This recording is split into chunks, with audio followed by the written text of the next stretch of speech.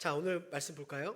오늘 말씀 마태복음 4장 1절에서 11절까지 말씀입니다. 마태복음 4장 1절에서 11절까지 말씀 우리 한 절씩 교독하도록 하겠습니다. 그때에 예수께서 성령에게 이끌려 마귀에게 시험을 받으러 광야로 가사 40일을 밤낮으로 금식하신 후에 줄이신지라.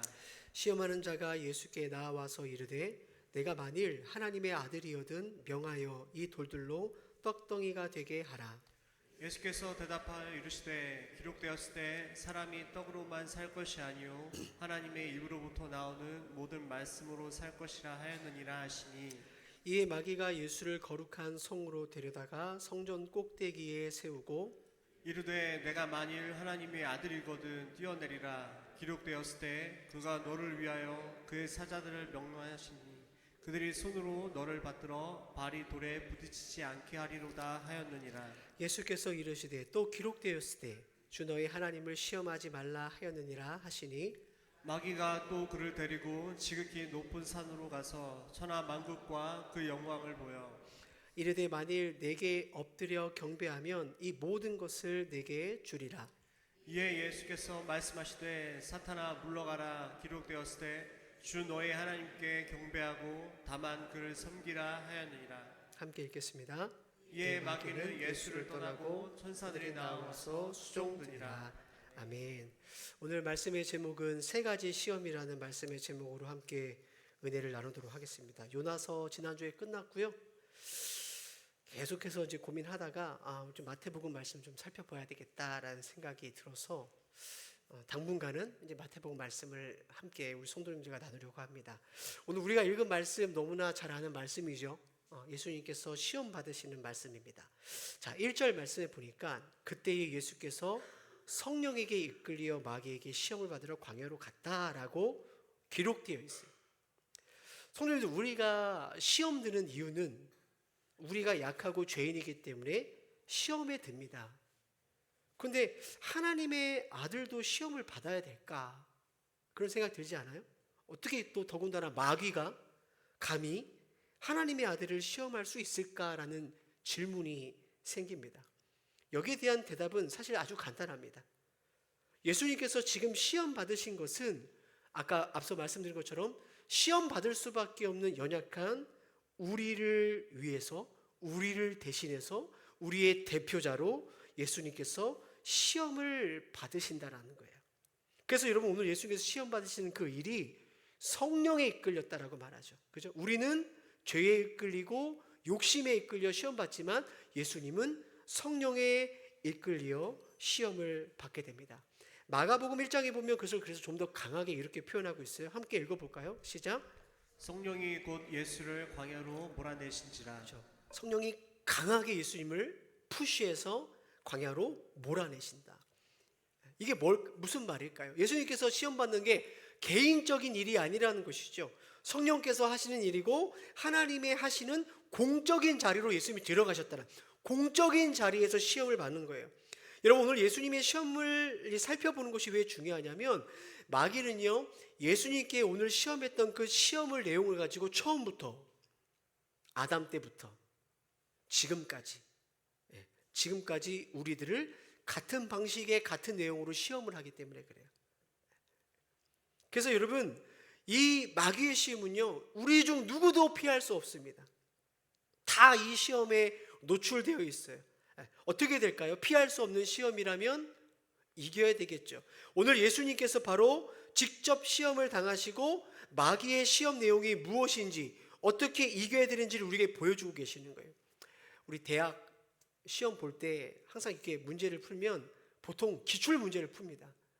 어떠한 문제가 났는지를 알아야 준비할 수 있는 것처럼 예수님께서는 죄를 이길 수 있는, 어떻게 하면 어떠한 방식으로 죄가 우리에게 찾아오는지, 어떻게 우리로 하여금 이길 수 있는지를 기출 문제처럼 우리에게 먼저 보여주시는 거예요. 오늘 이 말씀을 통해서 오늘 저와 성도님들이 직면하고 있는 시험의 내용이 뭔가, 어떻게 하면 이길 수 있는가를 함께 살펴봤으면 좋겠습니다. 마귀는 예수님을 3번 시험합니다. 자, 1절 말씀 읽어보겠습니다. 시작. 그때 예수께서 성령에게 이끌려 마귀에게 시험을 받으러 광야로 가사. 자, 예수님께서 시험 당하시는 때를 보면 그때예라는 부사를 쓰죠. 그때예. 어떠한 특정한 때를 우리에게 알려줍니다. 그때가 언제냐라는, 그때가 언제냐. 언제 예수님이 시험을 받았냐. 바로 예수님께서 세례를 받으신 바로 그 직후라는 거예요. 자, 3장 16절에 보면 예수님이 세례를 받으실 때 하늘이 열리고 하나님의 성령이 비둘과 같이 내려 자기 위에 임하심을 보더니, 자 17절 읽어보겠습니다. 시작. 하늘로부터 소리가 있어 말씀하시되 이는 내 사랑하는 아들이요 내 기뻐하는 자라 하시니라. 여러분, 예수님이 세례를 받으실 때 하늘이 열리며 성령이 내렸습니다. 그리고 하나님께서 이는 내 사랑하는 아들이요 내가 기뻐하는 자라 말씀하셨어요. 처음으로, 성경에서 처음으로 성부 하나님과 성령 하나님과 성자 예수님이 한 그림 안에 싹 처음으로 나타나는 사건이에요. 은혜가 충만한 사건이죠. 너무나 놀라운 역사입니다. 하나님의 음성이 바로 들린 그 세례의 사건, 바로 그때에 마귀의 시험이 찾아온다라는 거예요. 뭘 의미할까요? 성도님들, 시험은요 은혜 다음에 찾아옵니다. 큰 은혜 다음에 우리 인생의 시험이 찾아와요. 엘리야 선지자 기억하시죠? 그죠? 450명의 바알 선지자를 대결해서 이겼습니다. 하늘에 불이 떨어졌어요. 3년 6개월 동안 닫힌 하늘에 비가 쏟아집니다. 그렇게 놀라운 은혜를 경험한 직후에 엘리야가 광야로 도망가죠. 하나님 앞에 죽여달라고 말합니다. 누구 때문에요? 한 여자 이세벨 때문에 그래요. 놀라운 기적을 체험하고 놀라운 은혜를 체험한 그 후에 그때의 시험은 찾아온다라는 거예요. 여러분, 다윗 보세요. 언제 우리아의 그 밧세바를 취하고 그것을 감추기 위해서 우리아 그 자신의 충신을 죽입니까? 하나님께서 다윗을 왕으로 세우신 후에 나가는 싸우는 전쟁마다 이기게 하시는 놀라운 은혜 그 후에 바로 그때에 이런 시험에 걸려 넘어지게 된다는 거예요. 우리도 마찬가지입니다. 여러분, 우리의 삶이 언제 믿음의 시험이 찾아오는지 아십니까? 언제 자빠지고 넘어지는지 아세요? 어려울 때가 아니에요. 사실은 잘 나갈 때예요. 성공하고 승승장구할 때, 특별히 뭔가 하나님께 기도하지 않아도 될 때, 그때 여러분 마귀는요 반드시 여러분을 찾아가 시험하는 거예요. 여러분, 사실 개척교회는요 그렇게 시험거리가 없습니다. 왜냐하면 어렵기 때문에 함께 기도하거든요. 함께 기도해요. 시험 들 일이 별로 없어요. 근데 언제 시험 드는지 아십니까? 기도하지 않아도 교회가 잘 굴러갈 때, 시스템이 잘 돼서 특별히 뭔가 우리가 애쓰지 않아도 교회가 잘 굴러갈 때, 그때 여러분 교회는요 시험에 든다라는 거예요. 성경에 보니까 고린도서 10장 12절에 그래서 이렇게 말씀하시죠. 그런즉 손줄로 생각하는 자는 넘어질까 조심하라. 오늘 말씀에 적용해 보면 그런즉 은혜를 받은 자는 넘어질까 조심하라는 거죠. 예수님 안에 성령이 충만히 임하시고 하늘로부터 하나님께서 내가 너를 사랑한다, 내가 너를 기뻐한다, 그 은혜가 충만한 바로 그 후 그때에 마귀는 예수님을 시험하죠. 그 시험의 내용이 뭔가 4장 3절 읽어보겠습니다. 시작. 시험하는 자가 예수께 나와서 이르되 내가 만일 하나님의 아들이거든 명하여 이 돌들로 떡덩이가 되게 하라. 자, 가장 먼저 마귀가 탁 걸고 넘어지는 게 있죠. 내가 만일 하나님의 아들이거든. 이 뜻이 뭘까요? 야, 너가 하나님의 아들이라며. 야, 그런데 하나님이 사랑하는 아들을 광야로 보내? 40일을 굶겨? 그게 맞는 거야? 야, 하나님의 아들이라며. 너 이렇게 어렵고 힘들어도 되는 거야?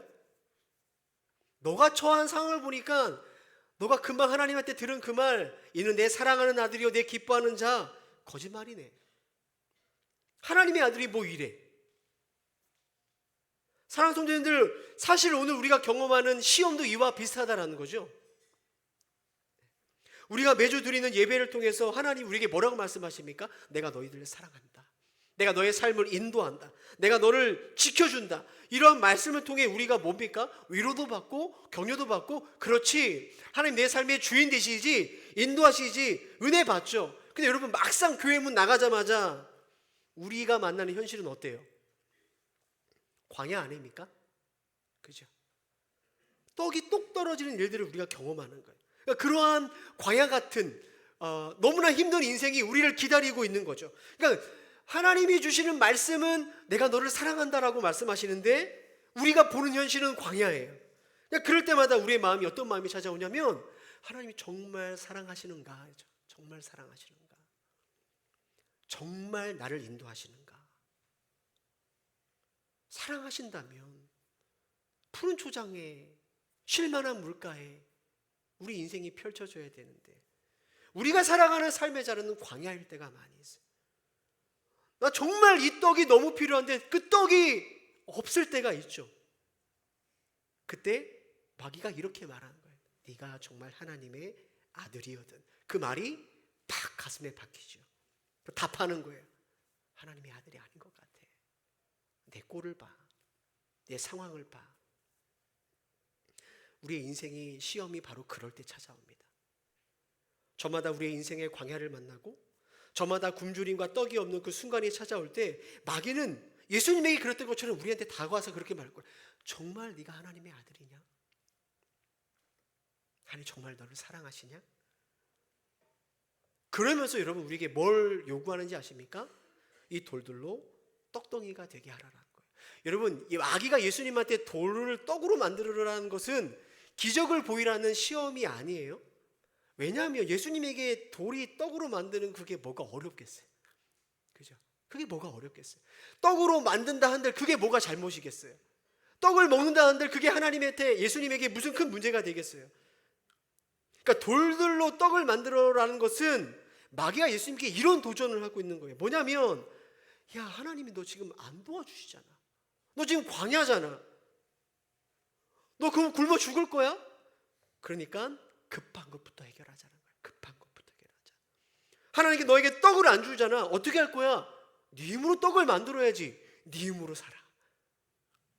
인생은 네 힘으로 사는 거야. 이 돌들로 떡덩이가 되게 하라. 하나님 의지하지 말라라는 거예요. 너 힘으로 사는 거야.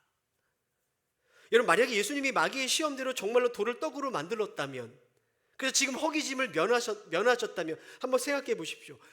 세례를 받고 예수님이 온 세계의 구원자로 이 공생애를 시작하시면서 예수님이 하나님의 능력으로 가장 먼저 한 거는 뭐예요? 나를 구원하는 일이 되는 거죠. 그죠?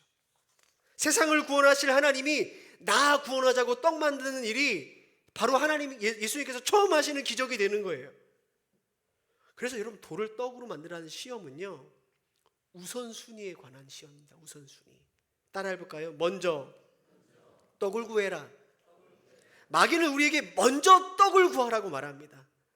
예수님께서 마태복음 6장 33절에 이렇게 말씀하셨죠. 너희는 먼저 뭘 구해요? 그의 나라와 의를 구하는 거예요. 먼저 구하라는 거예요. 근데 여러분 우리들의 인생의 광야를 만나고 우리들의 인생의 다양한 모습의 떡이 없을 때 바로 그때에 마귀는 우리에게 찾아와 그렇게 말하죠. 돌을 떡으로 만들어라.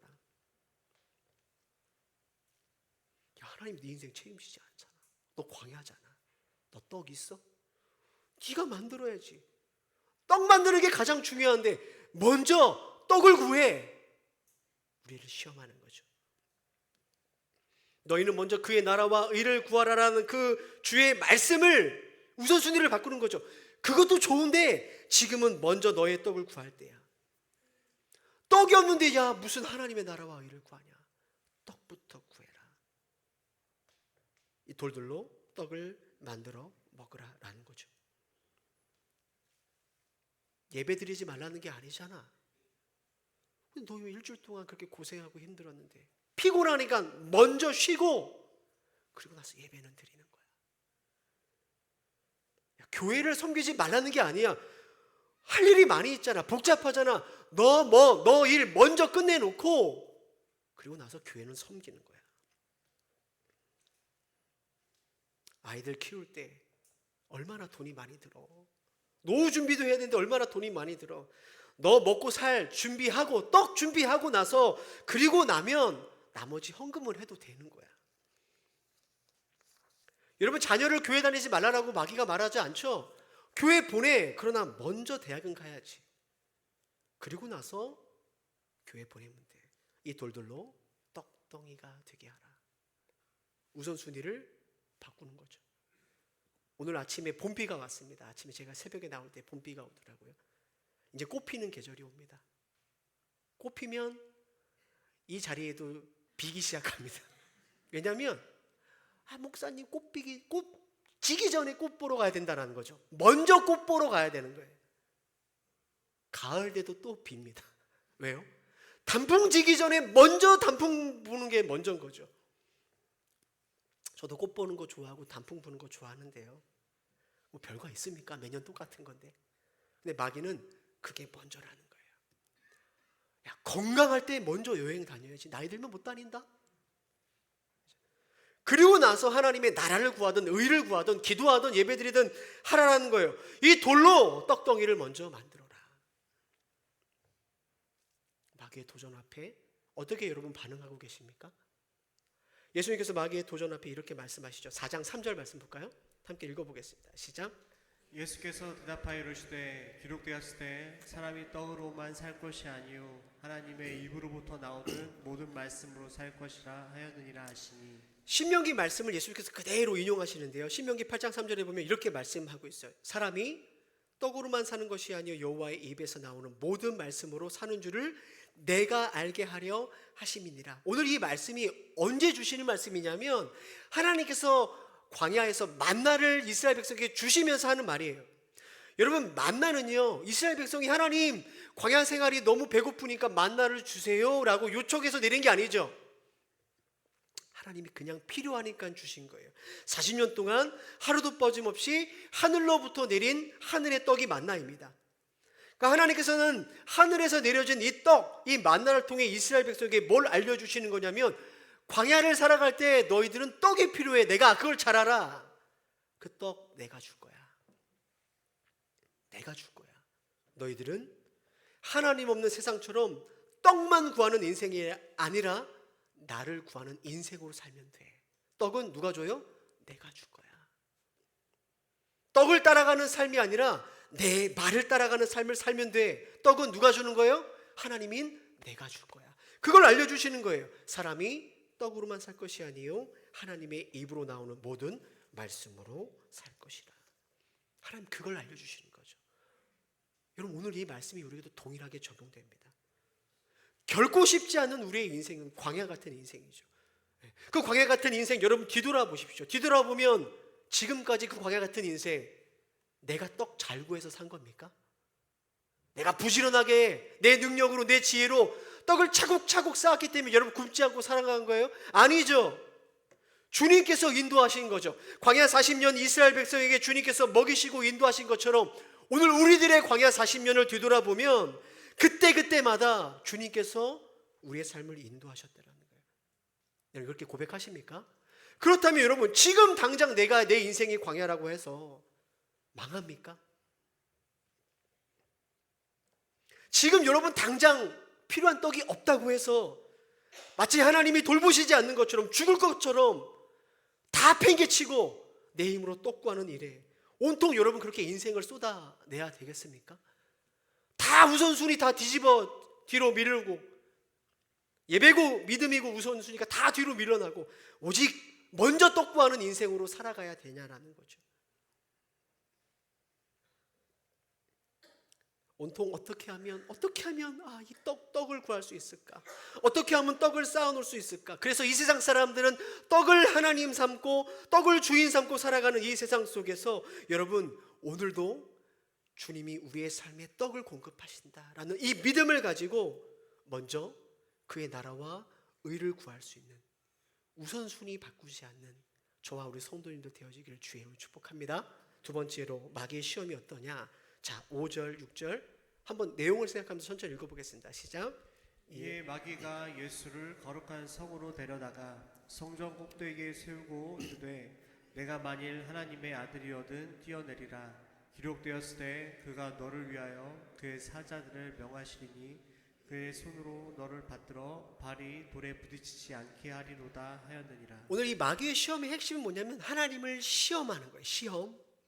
자 보세요. 마귀의 말을 다시 한번 보세요. 또 걸고 넘어지죠. 너가 만약 하나님의 아들이거든. 자, 하나님의 네가 아들이라면 어떤 일이 일어나야 되냐 이거예요. 성전 꼭대기에 네가 때려내었을 때 너가 다치지 않아야 된다는 거죠. 너가 다치지 않아야 하나님이 살아계신 거고, 너가 다치지 않아야 너가 하나님의 아들인 게 증명이 된다는 거예요. 너가 다치지 않아야 하나님이 너를 향해서 이는 내 사랑하는 아들이요 내가 기뻐하는 그 말이 증명된다는 거죠. 반대말로 이겁니다. 성전 꼭대기에 뛰었는데 만약 예수님 다치면 하나님은 하나님이 아닌 거예요. 죽기라도 한다면 하나님은 능력의 하나님 아니죠. 그죠? 능력이 있는 하나님이라도 나를 다치게 하고 나를 죽게 하는 하나님이면 그 하나님은 나를 사랑하는 하나님은 아닌 거죠. 최소한 마귀는요, 하나님의 살아계심과 그분이 우리를 사랑하시는 것을 그냥 무턱대고 믿지 말라고 우리한테 얘기하는 거예요. 너네 하나님한테 말해. 증명해 보라고 해. 하나님 정말 나를 사랑하시는지 증명하라고 하나님한테 우리에게 말하는 거예요. 얼마 전에 제 아들 찬이가 제 핸드폰을 가져가더니 그 당근 아시죠? 당근. 그 당근 사이트 가서 막 뭘 검색하더니 딱 보여줘요. 나 핸드폰 필요하다. 왜냐하면 얼마 전에 딸이 핸드폰을 그 당근에서 샀거든요. 지 것도 잘 되는데 잘 안 된다고 이거 사달라고 하는 거예요. 뻔히 알죠, 그 속을. 제가 그놈처럼 살았으니까 제가 속을 알죠. 안 돼. 야, 바꿀 때가 안 돼. 왜 바꿔? 그러면 이제 뻔해요. 왜 안 사주냐고. 아빠는 왜 날 사랑하지 않냐고 막 뭐 투덜투덜 되는 거예요. 내 아빠 맞냐, 네 아빠 맞냐 이러는 거예요. 이 뭡니까? 아들은 저보고 증명하라는 거예요. 그죠? 당신이 내 아빠인지 나를 사랑하시는지 증명하라는 거예요. 뭘로? 고작 중고 핸드폰으로 부모 관계를 증명하라니 이 얼마나 어처구니 없는 일입니까? 청년들이 한참 교제할 때인데 혹시 남자친구가 오늘 너랑 함께 있고 싶어. 같이 있으면 안 될까? 안 돼, 나 집에 들어가야 돼. 그러면 너 나 사랑하지 않아? 이런 방식으로 여러분 사랑을 증명하는 남자친구가 있다면 어떻게 될까요? 딸 가진 부모님들, 이건 바로 아웃이죠. 이런 끝내야 됩니다. 그죠? 이런 놈 만나면 안 됩니다.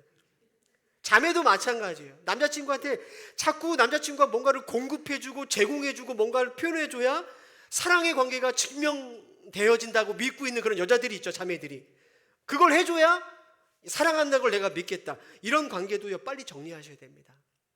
만약에 여러분 지금 결혼하셨는데 결혼했는데도 내 남편과 아내가 계속 그렇다, 뭔가 자꾸 내가 막 뭔가 해줘야지 그 사랑을 믿겠다, 그런 분들이 있으면 어떻게 그냥 사셔야죠. 그거 뭐 기회를 여러분이 이미 놓친 건데 그냥 꾹 참고 계속 증명해줘야 되는 거예요. 여러분 사랑을. 피곤할 겁니다. 네. 부모 자녀 관계든 연인 관계든 부관계가 계속 내가 뭔가를 증명하고 뭔가를 보여줘야 그 사랑을 믿겠다 그러면 올바른 관계가 아닌 거죠. 그 관계는 늘 불안합니다. 그렇죠? 늘 불만족스러워요. 마귀가 하나님과 우리 관계를 이런 식으로 아주 저급하게 만들어 놨다는 거예요. 하나님이 문제를 해결해 줘야 내가 하나님을 믿을 수 있을 것 같아. 제 자녀 문제, 회사 문제, 건강 문제, 재정 문제, 이거 해결해 줘야 하나님이 나를 사랑하는 것 같아. 하나님과의 나의 관계를 뭘로 확인하는 거예요? 내가 하나님께 뭔가를 미션을 드리면 하나님이 거기에 맞게 증명을 해줘야 되는 거죠. 그래, 봤지? 내가 너 사랑하는 거 알겠지? 끊임없이 하나님한테 뭔가를 증명해 달라고 요구하는 거죠. 성전 꼭대기에 떨어져도 나는 다치지 않아야 되는 거예요. 그래야 하나님, 살아계신 하나님이고 그분이 나를 사랑하시는 거죠. 여러분, 많은 세상의 문제를 갖고 하나님께 여러분 기도하십시오. 간절히 기도할 때 하나님은 응답하십니다. 그런데 놓치지 말아야 될 게 있어요. 내가 기도하는 그 기도 제목이 응답되는 것과 하나님 살아계셔서 나를 사랑하는 것은 인과관계가 있어요, 없어요? 없다라는 거예요. 내가 원하고 요구하는 대로 삶이 잘 흘러가든 그렇지 않든 하나님은 나의 삶을 인도하시는 것과 전혀 그것이 관계가 없어요. 내 자녀 때문에, 내 건강 때문에, 내 재정에 때문에 내가 하나님께 기도했을 때 그것이 해결되면 하나님 살아계시고 나를 사랑하시는구나, 이것이 성립되어지고, 만약에 그 일이 해결되지 않아서 나 계속해서 아프고 속상하고 눈물을 흘리면 하나님이 나를 사랑하시지 않는 게 아니라는 거죠. 그런 것으로 하나님을 사랑을 시험하지 말라라는 것입니다. 예수께서 마귀의 유혹을 이렇게 물리치시죠. 4장 7절 예수께서 이르시되 기록되었을 때 주 너희 하나님을 시험하지 말라 하였느니라. 신명기 6장 16절 말씀이에요. 자, 읽어보겠습니다. 시작. 너희가 마사에서 시험한 것 같이 너희의 하나님 여호와를 시험하지 말고. 자, 마사에서 이스라엘 백성이 하나님을 시험했대요. 마사가 어디냐? 출애굽기 17장 7절에 이렇게 나와요. 자, 그가 그곳의 이름을 마사 또는 무리바라 불렀으니 이는 이스라엘의 자손이 다퉜으며 또는 그들이 여호와를 시험하여 이르기를 뭐라고 말했냐면 여호와께서 우리 중에 계신가 안 계신가 하였습니다. 이게 뭐냐면 광야를 가는데 물이 없는 거예요. 물이 없는 거예요. 근데 이스라엘 백성들이 뭐라고 말하냐면 지금 우리가 물이 없으니까 하나님이 물을 주셔야 하나님이 우리와 함께 하신 줄을 내가 믿겠다라는 거죠. 지금 뭐 하는 거예요? 하나님 보고 뭐 하라는 거죠? 증명하라는 거예요. 어떤 방식으로? 내가 원하는 방식으로. 난 지금 물이 필요해요. 물을 주셔야 당신이 우리와 함께하는 것을 믿겠습니다. 증명하십시오. 여러분, 지금 하나님께 물이 있어야 하나님이 계신지를 믿겠습니다라고 하는 이스라엘 백성들이요, 불과 2달 전에 애굽에서 나올 때 10가지 기적을 경험한 애들이에요. 호계를 걷는 애들입니다. 여러분, 지금 물이 없어서 내가 물 없으면 하나님 없는 줄 알겠습니다 이렇게 말도 없는 얘기할 때 그날 아침에도요 하나님 주신 만나를 먹었어요. 물 주시지 않으면 하나님 우리 가운데 함께하지 않는 겁니다. 그렇게 협박할 때도요 여전히 구름 기둥은 그들 가운데 떠나지 않고 있었다니까요. 뭐예요? 보인다라는 거죠. 하나님이 보이는 거예요. 하나님이 계시는 너무나 많은 증거들이 있어요. 근데 마귀가 오늘도 우리를 이렇게 시험한다니까요. 지금 너가 당장 원하는 그 물을 줘야 믿어야 되는 거야. 하나님을 그거 확인하고 믿어. 증명하라고 해. 하나님한테. 우리는 저마다 성전 꼭대기에 떨어져도 발끝 하나 다치지 않아야 하나님을 믿겠습니다. 하나님 나를 사랑하는지 알 것 같아요. 이런 방식으로 자꾸만 하나님의 살아계심을, 하나님의 사랑하심을 자꾸 우리는 확인받으려고 하죠. 떨어져 다치면 하나님 없는 건가요? 한 몇 달 전인가요? 뉴스에 나왔는데 정확하게 그 지역은 기억이 안 나는데 새벽 예배를 가시다가 돌아오시는 길에 70대 한 분과 60대 두 분이 이 여자 성도님들이 신호 위반 차량에 치여서 세 분 다 돌아가셨어요. 하나님 없는 건가요? 그러면 하나님은 이분들을 사랑하시지 않는 건가요? 그러니까 우리는 자꾸 그런 식으로 하나님의 살아계심과 하나님의 사랑을 자꾸 우리 기준으로 뭔가를 증명하려고 하죠. 사랑하는 성도님들, 오늘 우리들에게 필요한 건 하나님의 또 다른 기적이 아닙니다. 하나님 우리에게 계속해서 뭔가를 증명하실 필요가 없어요. 왜냐하면 우리에게는 이미 수많은 증거들이 있기 때문에 그렇죠. 당장 내가 필요한 것이 있지만 뒤돌아보면 하나님께서 내가 필요한 것들을 모든 것을 채우신 그 증거들이 눈에 보이죠. 당장 나에게 떡이 필요하지만 여전히 지금까지도 하나님은 나에게 만나와 메추라기를 보내주셨어요. 그분이 우리와 함께 하시는 성령의 구름 기둥과 불 기둥이 우리 가운데 여전히 있다라는 거예요. 여러분, 그것을 바라볼 수 있는 눈이 열리는 게 필요하다라는 거예요. 기적이 필요한 게 아니라 믿음의 눈이 열리는 게 필요한 것이죠. 무엇보다도 하나님께서 우리를 향한 그 사랑을 뭘로 보여주셨습니까? 하나밖에 없는 아들을 죄인된 나를 위해 십자가에 찢어 죽이셨는데 그 사랑을 어떻게 더 증명할 수 있을까요? 뭘 또 하나님께 우리에게 주셔야 그 사랑을 믿을 수 있을까요?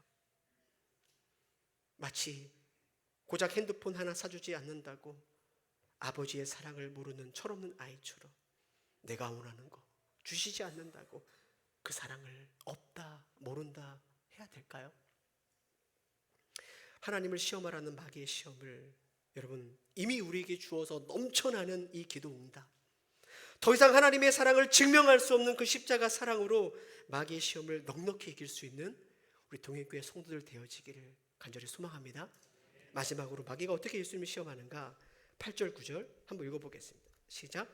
마귀가 또 그를 데리고 지극히 높은 산으로 가서 천하만국과 그 영광을 보여 이르되 만일 내게 엎드려 경배하면 이 모든 것을 내게 주리라. 마귀는 예수님에게 천하만국의 영광을 보여줍니다. 만일 너가 나한테 경배하면 다 너한테 줄게 라고 말하죠. 여러분, 마귀는 처음부터 거짓말하는 자다라고 성경 기록되어 있죠. 거짓의 아비라고 말합니다. 마귀는 진리를 말하지 않습니다. 네. 지금 잘 보여주는 거 아닙니까? 지 것도 아닌데요. 세상의 주인이 마귀가 아닌데 자기가 마치 주인인 양 줄 수 있다라고 이야기하죠. 왜 마귀는 마치 줄 수 있는 것처럼, 천하만국의 영광을 줄 수 있는 것처럼 예수님을 유혹할까요? 이겁니다. 천하만국을 줄 테니까 너 십자가 지지 마라. 야, 빠른 길이 있는데, 쉬운 길이 있는데 왜 힘들게 십자가 지고 그러냐?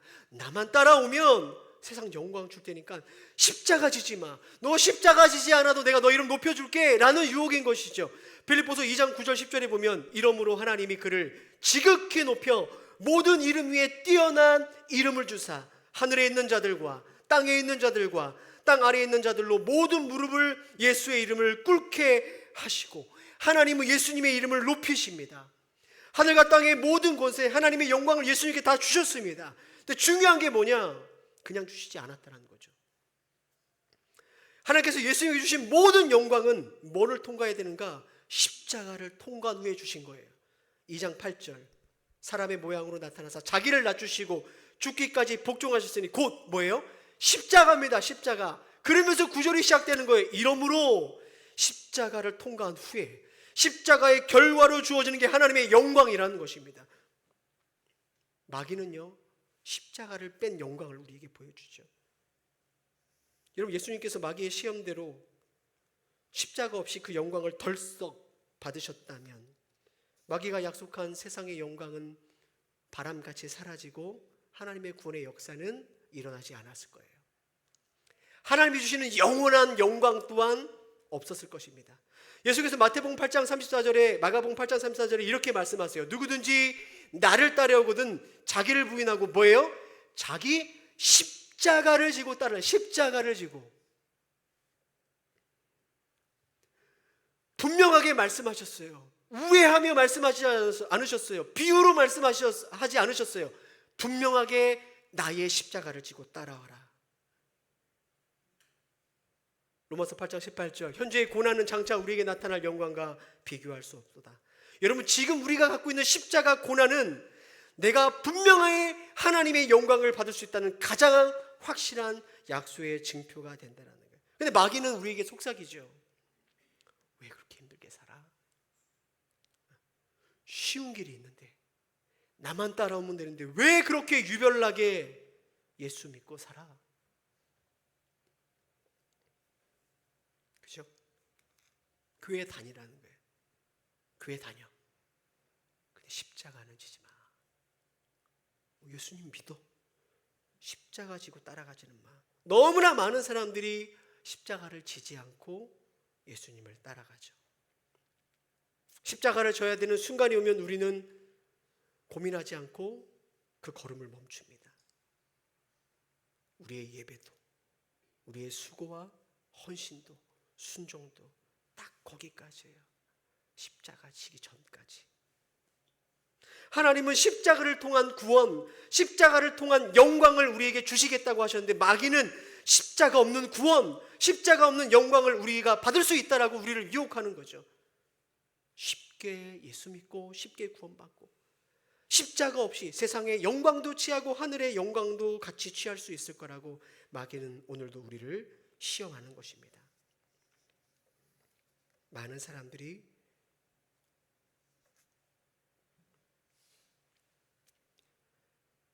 예수님이 걸어가셨던 좁은 문과 좁은 길로 가지 않아요. 십자가 없는 넓은 문과 넓은 길로만 가려고 합니다. 이 시험을 이길 수 있는 유일한 길은 10절 말씀이에요. 함께 읽어볼까요? 10절 시작. 예수께서 말씀하시되 사탄아 물러가라. 기록되었을 때 주 너의 하나님께 경배하고 다만 그를 섬기라 하였느니라. 주 너의 하나님께 경배하다. 경배가 뭐죠? 월십이죠. 예배라는 거예요. 사랑하는 성도님들, 오늘 이러한 마귀의 세 가지 시험에서 자유로울 수 있는 사람은 이 세상에 아무도 없습니다. 누가 이 시험을 피할 수 있겠어요? 누가 이길 수 있겠어요? 그렇죠? 근데 여러분, 누구는 시험에서 이기는데 누구는 이 시험에서 넘어지는 사람들이 있다라는 거죠. 이것은 개인의 인내, 개인의 절제, 개인의 능력에 달려있는 게 아니라 마귀의 시험을 이기고 영적 전쟁에서 승리하는 길은 다만 하나님께 예배하는 거라. 하나님께 예배할 때 마귀의 시험에서 이길 수 있는 거예요. 하나님을 예배할 때 십자가 안에 감춰진 영광을 볼 수 있는 눈이 그때 열리는 거죠. 하나님을 예배할 때 광야 같은 이 세상 속에서도 주님이 여전히 나를 사랑하시고 여전히 나에게 필요한 떡을 공급하시는 하나님이심을 믿는 믿음이 예배할 때 우리에게 주어지게 되는 거예요. 지금 이 자리에 우리 성도님 한 분 한 분이 어떤 광야에서 어떤 어려움을 경험하고 있는지 저는 잘 알지 못합니다. 어떤 시험을 당하고 있는지 저는 알지 못해요. 분명한 사실은 여러분, 그 광야에서 여러분이 당하는 그 시험의 자리에 여러분이 혼자 있지 않는다라는 거예요. 주님이 그 시험의 자리에 함께 하시는 거예요. 우리가 이길 수 없는 시험을 주님이 먼저 치르시고 그 승리하신 그 승리를 이미 십자가에서 우리에게 주셨다라는 거예요. 한 주간도 그 주님과 동행하면서 여러분의 모든 삶이 하나님이 받으시는 거룩한 예배의 자리가 되게 지기를 주님의 이름으로 축복합니다.